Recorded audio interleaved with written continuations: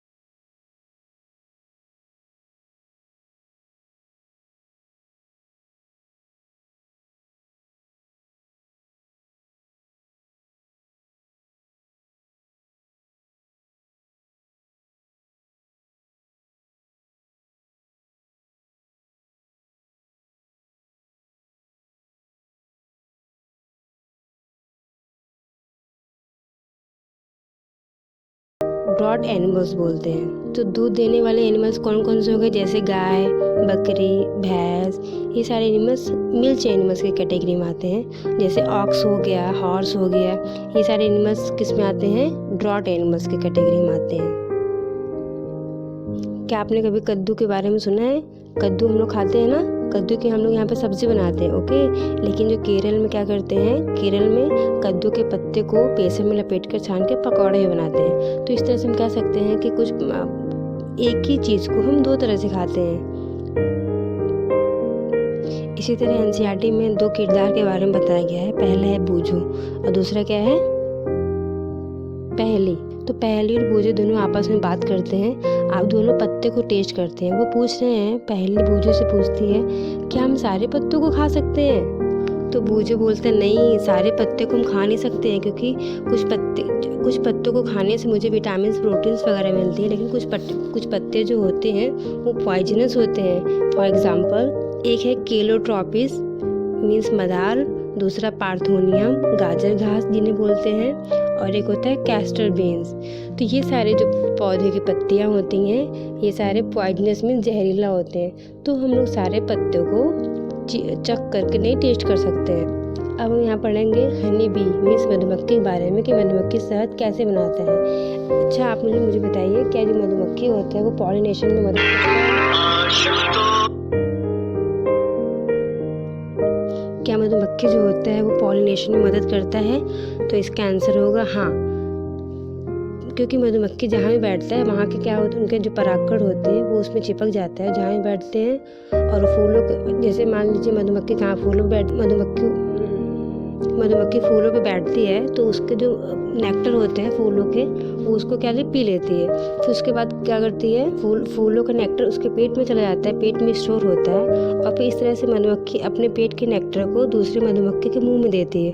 और इसी तरह से मधुमक्खियाँ अपने सारे नेक्टर्स को एक दूसरी मधुमक्खी में ट्रांसफ़र करती रहती हैं। और ये प्रोसेस चलता रहता है, और ये प्रोसेस तब तक चलता रहता है जब तक सारे जो नेक्टर होते हैं वो अच्छे से डाइजेस्ट नहीं हो जाते मधुमक्खी के अंदर। और उसके बाद लास्ट में इसको हम हनी कॉम्ब, मधुमक्खी लोग हनी कॉम्ब में सारे नेक्टर को इकट्ठा कर लेती हैं। उसके बाद वहाँ पे उसे पैक कर देती हैं।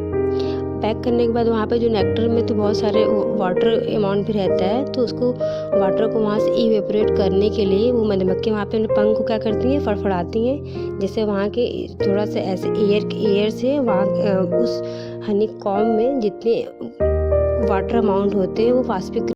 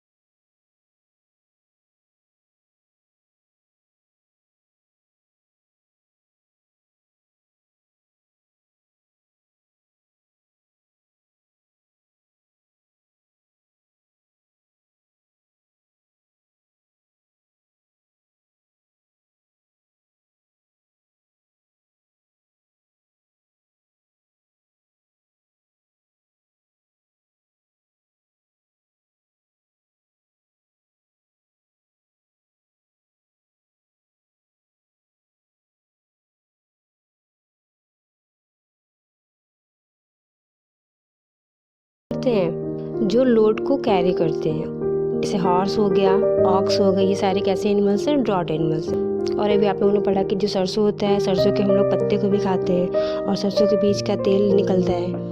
और जैसे केला हो गया तो केले के तने की सब्ज़ी भी बनती है। और ऐसे केला एज ए फ्रूट भी हम लोग खाते हैं। और जो मधुमक्खियाँ होती हैं वो क्या करती हैं, वो नेक्टर से हनी बनाती हैं ना, शहद। और हार्बीवोरस एनिमल्स कौन कौन से होते हैं, जो केवल प्लांट्स पे निर्भर होते हैं, जैसे बकरी हो गई, भेड़ है, ये सारे हार्बीवोरस है।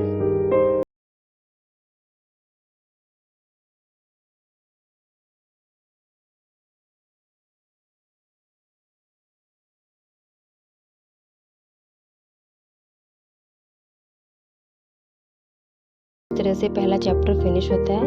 पहला चैप्टर अब आप इसको जब भी दोबारा पढ़ेंगे तो ये चैप्टर आपका 5 मिनट में क्लोज हो जाएगा, ठीक है। इसमें वैसे कुछ खास ज़्यादा था नहीं, सारे बेसिक इसी थे, लेकिन हमें आगे बढ़ने के लिए बेसिक्स को पहले रिवीजन करना होता है, इसलिए मैंने अभी इसको शॉर्ट फॉर्म में बताया है। आगे डिटेल्स और भी नेक्स्ट चैप्टर को बताऊँगी।